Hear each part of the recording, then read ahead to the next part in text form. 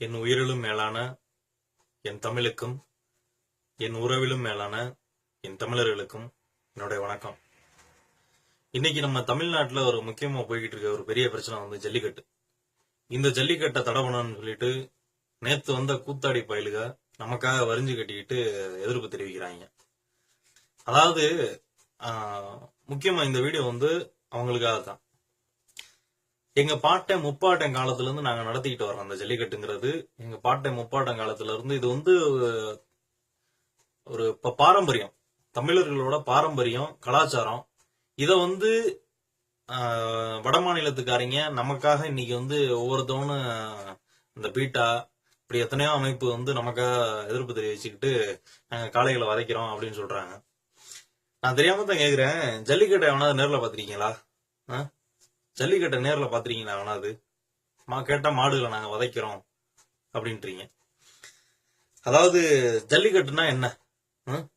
இது வந்து தமிழர்கள் வந்து காலங்காலமா பாரம்பரியமா நடத்திக்கிட்டு வர வந்து ஒரு விளையாட்டுன்னு இதை சொல்ல முடியாது. இது வந்து ஒரு திருவிழா. என்ன இன்னைக்கு வந்து உலக வேர்ல்டு லெவல்ல எடுத்துக்கிட்டீங்கன்னா, ஒரு இந்து மதத்துல சிவனை தரிசிக்கிறதுக்கு முன்னாடி ஃபர்ஸ்ட் வந்து நந்தியை கும்பிட்டுட்டு தான் சிவனையை தரிசிக்க போறேன் தமிழன். என்ன அப்படி இருக்கும்போது எங்களை வந்து மாடுகளை வதைக்கிறோம்னு சொல்றீங்க நீங்க. அதுக்கு மேல உலகத்துல வந்து எதுக்கெல்லாமோ திருவிழா இருக்கு. சாதாரணமா அந்த கோழி பண்டிகைன்றாங்க. கோழி பண்டிகைலாம் என்ன இருக்கு? என்னடா இருக்கு உங்களுக்கு? இப்போ திறந்து போட்டுக்கிட்டு பொம்பளைய உரையமா ட்ரெஸ் போட்டுக்கிட்டு பொடியையும் அதையும் அள்ளி தூக்கி கொண்டாடுறீங்க. அது உங்களுக்கு கலாச்சாரம். நாங்க வந்து ஒரு மாட்டுக்காக திருவிழா நடத்துறவங்க. எங்களுக்கு வந்து தடை வைக்கிறீங்க நீங்க. இது இப்பன்னு இல்ல, இது வந்து காலகாலமா நடந்துகிட்டு இருக்கு. என்ன ஸ்ரீலங்கா போனா அங்க வந்து இன்னைக்கு தமிழர்கள் எடுத்துக்கிட்டீங்கன்னா அங்க வந்து எவனுமே நிம்மதியா கிடையாது. சொந்தங்களை இழந்து அதையும் அண்ணன் தம்பி அம்மா அப்பா அம்பட்டை இழந்து எத்தனையோ குடும்பம் அனாதை அன்னைக்கு வந்து நின்றுகிட்டு இருக்கு. என்ன இந்த மாதிரி வந்து தமிழன் போராடம்லாம் அடி வாங்கறதுக்கு நாங்க என்ன இழிச்சா போயிடலா? கேட்டா நான் கேக்குறேன், தெரியாம தான் கேக்குறேன். அதாவது தமிழ்நாட்டுல மொத்தம் 234 தொகுதி இருக்கு. இந்த 234 தொகுதி எம்எல்ஏக்களையும் தேர்ந்தெடுத்து உங்களை பதவியில உட்காந்து நீங்க எங்களுக்கு உதவி பண்ணுங்கடான்னா, இந்த ஜல்லிக்கட்டை பத்தி எவனாவது ஒருத்தன் பேசியிருக்கானா? இந்த 234 தொகுதி எம்எல்ஏக்களை எவனாவது ஒரு எம்எல்ஏ இந்த ஜல்லிக்கட்டை பத்தி பேசியிருக்கானா? அப்புறம் எதுக்கு நாங்க உங்களுக்கு ஓட்டு போடணும்? எதுக்காக உங்களை பதவியில உட்கார வைக்கணும்? உங்களை பதவியில உட்கார்ந்துருக்க உங்களுக்கு இவ்வளவு திமிர் இருந்துச்சுன்னா உங்க 234 தொகுதி எம்எல்ஏக்களையும் தேர்ந்தெடுத்த இந்த தமிழர்களுக்கு எப்படி இருக்கும்? நாங்க இல்லைன்னா நீங்க எந்த சீட்ல போய் உட்காருவீங்க? வீட்டுல இருக்க நாற்காலியில தான் போய் உட்காரணும். வேண்டா தெரியாம தான் கேக்குறேன். மக்களுக்கு உதவி பண்றதுக்காக உங்களை நாங்க தேர்ந்தெடுக்கிறோம். அதுக்காக இந்த ஜல்லிக்கட்டை வந்து இதுவரைக்கும் எவனும் வந்து ஒரு இதாவே பேசுறது இல்ல. ஒரு நம்ம அண்ணன் சீமான் எடுத்துக்கங்க. அவர் பேசுறாருயா. ஏன்னா அவர் தமிழங்கிற ஒரு உள் உணர்வு இருக்கிறதுனால அவர் வந்து பேசுறாரு. அவரை பத்தி கொண்டே உள்ள வச்சுக்கிட்டு இது வரைக்கும் அதுக்கும் ஒரு இது இல்லாம இருக்கீங்க. அவர் என்ன கேட்டாரு? என்ன உங்க வீட்டுல வந்து பொம்பளை பிள்ளைகளை பிடிச்சி கைப்பிடிச்சு எடுத்தாரா? இல்ல பாம்பு வச்சாரா? அவன் பாம்பு வைக்கிறான், மானை கொண்டுட்டு காரை ஏத்தி கொள்றேன், மானை கொள்றேன், அவனையெல்லாம் சும்மா விட்டுறீங்க வெளியில. அதெல்லாம் வந்து சட்டமே கிடையாது, அவங்க எல்லாம் வெளியில போலாம் அப்படின்றீங்க. சாதாரணமா ஒரு தமிழர்களோட கலாச்சாரத்தை விட்டு கொடுக்க கூடாதுன்னு போராடுற ஒரு தமிழனை பிடிச்சு சிறைப்பிடிக்கிறீங்க. அதாவது நான் தெரியாம தான் கேக்குறேன், சாதாரண இந்த ஜல்லிக்கட்டுக்கே உங்களால ஒரு தீர்வு காண முடியல போது ஒரு நாட்டு மக்களுக்கு நீங்க எந்த விதத்துல உங்களால தீர்வு காண முடியும்? எந்த விதத்துல உங்களால ஹெல்ப் பண்ண முடியும் சொல்லுங்க? இந்த பீட்டா அமைப்புங்கிறேன், அவன் யாரு? அவன் வெளிநாட்டுல இருந்து இங்க வந்து உட்காந்துக்கிட்டு நமக்கு அவன் தடை வைக்கிறதுக்கு அவன் யாரியா? தமிழர்களுக்கு தடை வைக்கிறதுக்கு அவன் யாரு? நான் தெரியாம கேக்குறேன், அவன் யார்? அவன் இன்னைக்கு இந்த பீட்டாங்கிற அமைப்புல இருக்க எத்தனையோ பேர் எடுத்துக்கங்க. அதாவது இந்த ரவீனா தாண்டன் இந்த மாதிரி எத்தனையோ படம் ஹீரோயினிகள் நடிச்ச படம் வந்து இன்னைக்கு வந்து ஹிந்தி படத்துல வெளியே வந்திருக்கு. அந்த படங்கள்ல பாத்துக்கிட்டீங்கன்னா, அதாவது ஷூட்டிங்கிற பேர்ல ஸ்டண்ட் மாஸ்டர்ல வச்சு ஒரு 100 குதிரைகளை ஓட விட்டு ஷூட் பண்றாங்க. 100 குதிரைகளை ஓட விட்டு ஷூட் பண்றேன். அது ஓடி வரும்போது அந்த குதிரை ஓட்டுறான் பாத்தீங்களா? அந்த குதிரையை ஓட்டுறவனுக்கு தெரியும் அந்த குதிரை குப்பரக்க விழுக போகுதுன்னு. ஏன்னா அந்த குதிரை ஓடி வரும்போது அந்த குதிரை காலுக்கு முழங்காலுக்கு நேர ஒரு மெட்டல் கம்பிங்கிறது கண்ணுக்கு தெரியாத ஒரு மெட்டல் கம்பியை கட்டி வச்சு அந்த குதிரையை விழுத்தாட்டுறாங்க. அது உங்களுக்கு பாவமா தெரியல? அப்படி அந்த குதிரை விழுகும் போது அந்த குதிரையோட நிலைமை என்ன ஆகும்? அதோட கதி அவ்வளவுதான். அதுக்கப்புறம் அது முனமா தான் இருக்கணும். அதுக்கெல்லாம் எதிர்ப்பு தெரிவிக்கிறதுக்கு எவனும் கிடையாது. அதுக்கு மேல சரி அப்படி நீங்க எல்லாத்துக்கும் ஒரு எதிர்ப்பு தெரிவிக்கணும்னா உலகத்துல ஒரு மனுஷன் காலி நிம்மதியா திங்க கூட முடியாது. ஒரு முட்டை, ஒரு கோழி முட்டை எடுத்துக்கங்க. ஒரு கோழி முட்டை, கோழி வந்து மனுஷனுக்காக முட்டை போடல. அது வந்து அதோட இனவிருத்திக்காகவும் அதோட இதுக்காக வந்து அது முட்டை போடுது. அந்த முட்டையை திருடி திங்கிற நீ, அப்புறம் உங்களை என்ன பண்றது? அப்ப அதுக்கு அந்த கோழியை காப்பாத்தணும்ல, அப்ப அதுக்கு போய் இது ஒண்ணு, அதுக்கு போய் கோழி பிடி. அது உங்களுக்கு தான் தெரியல. கோயில் வாசல்ல யானையை கட்டி போட்டு வர்ற விஐபிக்கு எல்லாம் மாலையை போட்டு தரிசனம் பண்றாங்க அப்படின்றீங்க. அது உங்களுக்கு இதா இல்லையா? அதை சங்கிலியால கட்டி போட்டுருக்கீங்களே, அது உங்களுக்கு இதா இல்லையா? அதை போய் தடவணுங்க. அதை விட்டுறாங்க. இன்னைக்கு வந்து தமிழ்நாட்டுல ஏன் இதே மதுரை, திண்டுக்கல், தேனி எல்லா ஏரியால இருந்து மாடை வெட்டி கறி கணக்குல எல்லா ஊருக்கும் சப்ப ஏத்துறான். அதெல்லாம் உங்களால பேச முடியல. அதுக்கு தடை விதிக்க முடியல. அதுக்கெல்லாம் தடை விதிக்காது. நீங்க ஒரு காளையை வெட்டுறவங்களுக்கு தடை விதிக்கலன்னும் போது அதை வச்சு கோயிலா வச்சு சாமி கும்பிட்டுக்கிட்டு இருக்கவங்களுக்கு வந்து தடை விதிக்க வரீங்க. இது எந்த விதத்துல நியாயமா இருக்கு? அதாவது மக்களுங்கிறது வந்து இப்ப வந்து நீங்க எல்லாம் இப்ப நம்ம அதுக்காக இந்த ஜல்லிக்கட்டு உடனே இந்த பொங்கல் வந்துருச்சுங்கிறக்காக மக்களை உடனே நம்ம எல்லாம் நம்மள பக்கம் இழுத்துரும் அப்படிங்கறக்காக ஒரு 2 கிலோ அரிசியும் ஒரு கரும்பையும் கொடுத்தா உங்களுக்கு இறங்கி வந்து ஓட்டு போட்டுருவாங்களா? நான் தெரியாம கேக்குறேன். அதாவது மக்கள் முன்னாடி வந்து மக்கள் படிக்காதவங்க இருந்தாங்க. அவங்க வந்து இவங்களுக்கு தான் ஓட்டு போடுவோம், நாங்க காலங்காலமா எவன் ஜெயிச்சாலும் சரி எவன் தோத்தாலும் சரி நாங்க அவங்களுக்கு தான் ஓட்டு போடுவோம் அப்படின்னு ஓட்டு போடுறவங்க இது வரைக்கும் இருக்காங்க. ஆனா இப்ப உள்ள ஜெனரேஷன் அப்படி கிடையாது. இப்ப உள்ள ஜெனரேஷன் வந்து படிச்சவங்க. அப்ப படிச்சவங்க வந்து நீங்க தான் அவங்களுக்கு சொல்லணும். அதாவது நம்ம இனிமேல் தேர்ந்தெடுக்கணும். நம்ம தேர்ந்தெடுக்கிறவங்க தான் நமக்காக வந்து ஒரு நமக்குன்னு ஒரு எந்த ஒரு பாரம்பரியம் இது இந்த மாதிரி ஒரு பிரச்சனை வரும்போது முன்னாடி வந்து நிக்கிறான் பாத்தீங்களா? உதாரணத்துக்கு அண்ணன் சீமா அவர் வந்து நிப்பாரியா? எவனா வந்து நிக்கிறீங்களா? இந்த இத்தனை 234 தொகுதி எம்எல்ஏக்கள் எவனாவது ஒரு தேர்ந்து நிக்கிறீங்களா? சாதாரண ஒரு கட்சி நடத்திக்கிட்டு இருக்கவர் வந்து நிக்கிறாரு. அவரையும் தூக்கி கொண்டே உள்ள போடுறீங்க. இப்படி வந்து தமிழர்களை வந்து எப்படி மட்டம் தட்டி கீழே கொண்டுகிட்டே போகணும்னு நினைச்சா அவன் என்னைக்குதான் மேல வர்றது? இல்லையா? எங்களுக்கு இந்தியா வேண்டாமியா, உங்க இந்தியாவில நீங்க தானே இருங்க, எங்க தமிழ்நாட்டை தனியா பிரிச்சு கொடுங்க, நாங்க பாத்துக்கிறோம். ஆனா இது வந்து தமிழனோட வந்து அதாவது தமிழனோட வீர மரபு. என்ன இந்த வீர மரபை தடை போடுறதுக்கு எத்தனை பேர் துடிக்கிறாங்க? அப்படி பார்த்தா ஒவ்வொரு விளையாட்டுகள்லயும் பிரச்சனை இருக்கு. பார்த்தா கிரிக்கெட் நிப்பாட்டு. கிரிக்கெட்ல எத்தனை பேருக்கு மண்டை போகுது, கண்ணு போகுது. கிரிக்கெட் நிப்பாட்டு. மராத்தான் ஓட்ட பந்தயம்னு கிலோமீட்டர் கணக்குல ஓட வைக்கிறீங்க. இந்த கிலோமீட்டர் கணக்குல ஓட வைக்கிறீங்களா? எத்தனை பேர் மாரடைய பிளஸ் எடுத்து போறேன். அவனுக்கு என்ன பண்ணிருக்கீங்க? அந்த விளையாட்டை தடை பண்ணு. அதுக்கெல்லாம் தடை பண்ண மாட்டீங்களா? இதே கேரளாவில யானை பந்தயம் நடத்துறேன், அதை போய் நிப்பாட்டு. அவன் விரட்டி வெட்டுவான் இல்ல?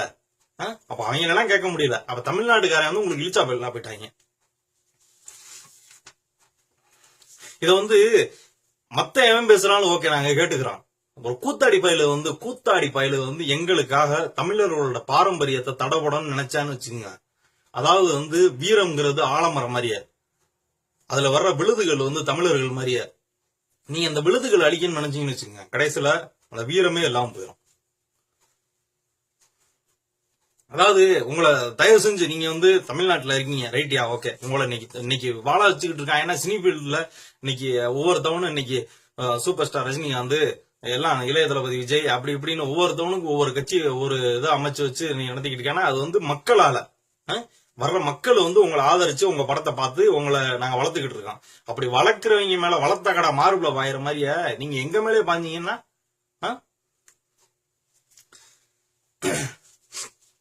அதாவது நாங்க வந்து ஜல்லிக்கட்டு நடத்துறோம்னா அதான் வந்து ஒரு 4 நாளைக்கு முன்னாடி அந்த காளைகளை வந்து எதுவும் வேலை வாங்காம வைக்காம அந்த காளைகளை வந்து தெய்வமா நினைச்சு கும்பிட்டு அதுல நகலா பராமரிச்சு இப்படி பண்ணிக்கிட்டு இருக்கோம் நாங்க.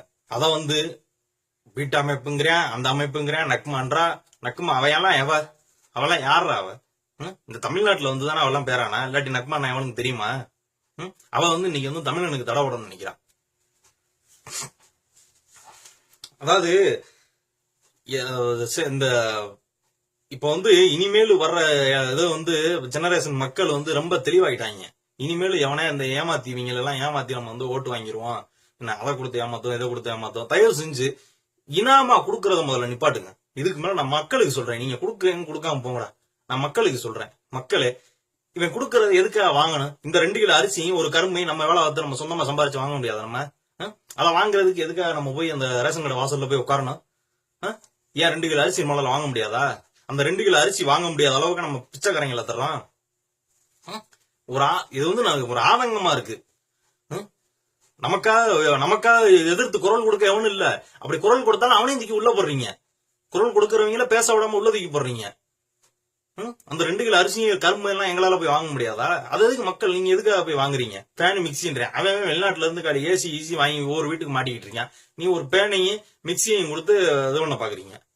இதெல்லாம் உங்களுக்கு தான் தெரியல. மக்களே நல்லா தெரிஞ்சுக்குங்க, தயவு செஞ்சு நல்லா தெரிஞ்சுக்குங்க. இனிமேல் வந்து மக்களால், அதாவது அரசியல் அமைப்பு சட்டம் என்னன்னு கேட்டீங்கன்னா மக்களால் தேர்ந்தெடுக்கப்படுறதே அப்படின்றாங்க. அப்படி நம்ம தேர்ந்தெடுக்கப்படுறதே இவங்க வந்து இன்னைக்கு ஆட்சியில உட்காந்துக்கிட்டு நம்மள இது பண்ணிக்கிட்டு இருக்காங்க. அப்ப இனிமேல் வந்து நம்ம தேர்ந்தெடுக்கிறது வந்து யோசிச்சு நம்ம தேர்ந்தெடுக்கணும். சரியா? நம்ம யோசிக்கணும். என்ன, இவ்வளவு நாள் படிக்காம இருந்த மக்கள் இவங்களுக்கு தான் நாங்க போடுவோம், அவங்களுக்கு தான் போடுவோம்னு ஒரு கட்டாய அமைப்போட இருந்தாங்க. நீங்க வந்து இனிமேல் வந்து நம்ம மாத்திக்கிறணும். அதை மாத்திக்கிட்டு நம்ம வந்து யாரை தேர்ந்தெடுத்தா நமக்காக உதவி பண்ணுவாங்களோ அவங்களுக்கு வந்து உங்களை ஓட்ட போடுங்க. சரியா?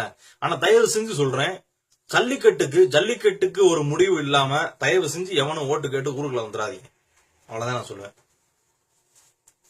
என் பாட்டேன் முப்பாட்டேன் காலமா நடத்திக்கிட்டு பாரம்பரியமா நடத்திக்கிட்டு வர ஜல்லிக்கட்டுக்கே ஒரு முடிவு இல்லாம போது அப்ப இனிமேல் எதுக்குமே ஒரு முடிவு இருக்காது. எந்த இதுக்குமே முடிவு இருக்காது. சரியா? கடைசியா ஒன்னு சொல்லிக்கிறேன், மக்களே நல்லா யோசிச்சு முடிவெடுங்க. ஏண்டா, நல்லா யோசிச்சு முடிவெடுங்க. இந்த ஜல்லிக்கட்டு நம்மளோட தமிழர்களுக்குன்னு ஒரு பாரம்பரியம் இருக்கு. என்ன, இந்திக்காரன் அவன் மீசையை வலிச்சு விட்டு தர்றான். மீசை இல்லாத அவனுக்கு இவ்வளவு இது இருந்துச்சுன்னா மீசையை களி முறுக்கி விட்டு கண்ணை காது வரைக்கும் வச்சுக்கிட்டு இருக்க நமக்கு தமிழனுக்கு எவ்வளவு ஒரு இது இருக்கும். இதை வந்து ஒரு தமிழனா இருந்து எனக்குள்ள அந்த குதிக்கிற ஒரு இதனால நான் வந்து சொல்றேன். இதை வந்து என்னால வந்து இப்ப உங்க முன்னாடி இந்த ஒரு வீடியோ மூலியமா ஒரு 4 சவத்துக்குள்ள இருந்து என்னால பேச முடியுது.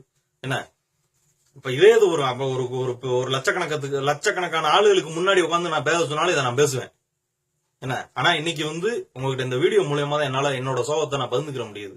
என்ன, அதனால வந்து தமிழனோட பாரம்பரிய விளையாட்டுகள், ஜல்லிக்கட்டு, மாட்டு வண்டி பந்தயங்கள், இதை எவனுமே சரி இதை வந்து எதிர்க்கணும்னு அது எவனா இருந்தாலும் சரி. விஜயகாந்த் எல்லாம் துப்புறாருன்ற, அப்புறம் துப்பாம என்ன பண்ணுவாரு அவரு? அவர் துப்பாம என்ன பண்ணுவாரு? நல்லா தானே துப்புறாரு. உங்களை எல்லாம் என்ன தப்பா அதுமா கேட்டாரு? தப்பா ஒண்ணுமே கேட்கல, நல்ல விஷயத்த தானே கேட்டாரு. துப்புறாருன்னு, அதாவது ஒரு ஜல்லிக்கட்டுக்கு உங்களால ஒரு பிரச்சனையை சால்வ் பண்ண முடியல, உடனே அவர் வந்து எங்களை பார்த்து துப்பிட்டாரு அப்படின்னு சொல்லி ஒரு செகண்ட்ல பிரச்சனையை உண்டு பண்றீங்க. என்னடா அது? அதாவது தமிழ் உயிர் மூச்சு நமக்கு. என்ன, நம்ம தமிழுக்காக உசுரையும் கொடுக்கணும் கடைசி வரைக்கும். இதுதான் நம்மளோட இது. என்ன, இந்த நமக்குன்னு இருக்க ஒரே ஒரு ஆதாரம் தமிழ் தான். இந்த தமிழுங்கிறதையும் விட்டுட்டோம்னு வச்சுக்கோங்க, இன்னைக்கு வந்து எத்தனையோ கோடி பேரு தமிழ்ல வந்து ஸ்ரீலங்கால பாதி பேரு, கன்னடால பாதி பேரு, அந்த நாடு இந்த நாடுன்னு எல்லாம் பிரிச்சு அங்கேயும் பிரிச்சு இருக்காங்க. இவங்களுக்கு எல்லாம் இருக்க ஒரே ஒரு அடையாளம் வந்து தமிழுங்கிற ஒரே ஒரு மொழி மட்டும்தான். இன்னைக்கு இந்தியாவில நம்ம இருக்கோம்னா இந்திக்காரன், அவன் இந்திக்காரன். என்ன, ஆனா நமக்குன்னு ஒரு இருக்கு வந்து தமிழ் தான். பண்டைய காலமா ஒரு 25,000-30,000 ஆண்டுகளா அவர் வாழ்ந்துகிட்டு இருக்க முதல்ல தோன்றிய மொழி வந்து தமிழ் மொழி. இந்த தமிழ் மொழியில இருந்து பிரிஞ்சு போன மொழி எத்தனையோ மொழி இருக்கு. என்ன, ஆனா முதல் மொழி வந்து தமிழ் மொழிங்கிறது உலகத்துக்கே தெரியும். இந்த மொழிக்காக நான்லாம் வந்து உசுர கூட கொடுப்பேன். அது மாதிரியே தமிழனுக்கு உரிய பாரம்பரியங்களையும் ஒரு தமிழனோட எந்த ஒரு கலாச்சாரத்தையும் அழிக்கணும்னு நினைச்சா அது யாரா இருந்தாலும் சரி, முடிஞ்ச வரைக்கும் நீங்க மோதி பாருங்க.